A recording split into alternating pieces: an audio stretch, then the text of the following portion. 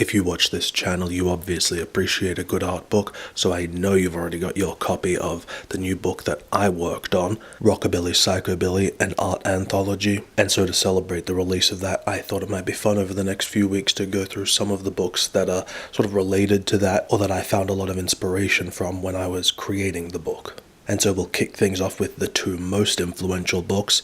Kustom Graphics, Volume 1 and 2. And I'm going to review them sort of as one book, but I think that's appropriate because everything between the two books is completely consistent, and they're both equally good. These were the books that actually introduced me to lowbrow art, custom art, and so I really consider these to be the lowbrow art Bible. And of course I'm going to try and make a good case as to why I think that. But ultimately, as usual, the flip through is probably going to be the most convincing thing. Because if you look at this sort of art and you're like, I don't really like that,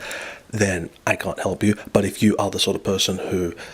enjoys this style of art, and as we go through you think, hey, that looks pretty cool, then I really do give it my highest recommendation. So when I started playing around with the idea of creating the Rockabilly Psychobilly book, these Kustom Graphics books were hugely inspirational, and I think there's the obvious connection of like the themes and styles of custom art and lowbrow art are very similar between the two books. In fact, some of the artists that appear in these books also appear in Rockabilly Psychobilly, but those things are more coincidental or just superficial in a way. These books were providing a much deeper inspiration for how to create a great art book. Anthologies of any sort are really, really tricky, whether it's fiction or film or art, like in this case. It always sounds like a really great idea of bringing together all these different creators and viewpoints and things like that. But the way the reality usually works out is anthologies typically have there's some stuff that you think is really, really cool, some stuff that you think is really, really crap, and then mostly just a lot of stuff that you think is yeah, okay. And the problem with that is it leads to a very uneven, lackluster experience. And so that's why initially I was very hesitant to create an anthology, because everything I was seeing was really not that great. There were a lot of problems with pretty much every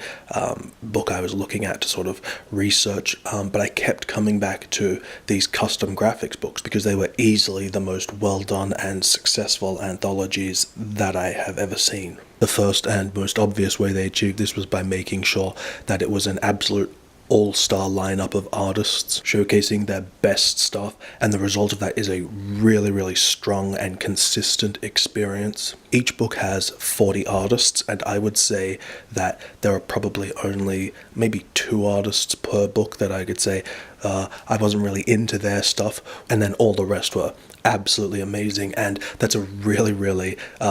fantastic ratio for an art anthology to have. And so every time you turn the page, it's just going from strength to strength, and that continues the whole way through the book, which, like I said, leads to a very consistent, positive overall experience, which is a really fantastic contrast to the typical sort of bumpy ride that a lot of other anthologies present. And then the most influential thing this book offered when I was working on my art anthology is that they absolutely nail one of the hardest things for any sort of visual books, which is that idea of wanting to have as many images as possible included in the book, but also not sacrificing size or impact. Most other art anthologies that I looked at typically do 1 image per page, or some others will give 3 images per artist across a 2-page spread. And the problem with this is it's not satisfying. I don't get to see enough of each artist's work. And when you have 1 image per page, that means if you have a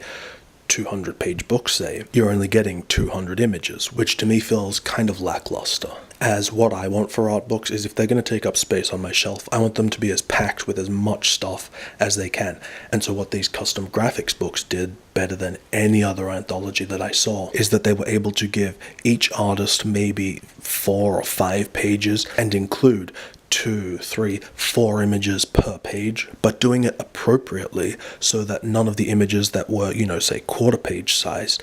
none of the detail was lost, but then they did give full pages to images that warranted it. And the result of having so much high-quality stuff per page is that your eyes almost don't know where to look every time you turn the page, which is a good thing, and something I really tried to replicate in my art anthology, because the result is I've had these books for, like 10 years now, and I have just gone through them again and again and again, and I feel like I discover something new each time, because this sort of densely packed visual goodness it's almost like a sugar rush for your eyes and mind. And so it's so exciting and engaging, which is not something I can say for a lot of other art anthologies. And so just looking at this really intelligent approach to layout and design, it really inspired me to think, okay, so you can actually do art anthologies that are really great. And then another sort of superficial but very important thing that makes these books great is that small press or independent publishers sometimes try and skimp on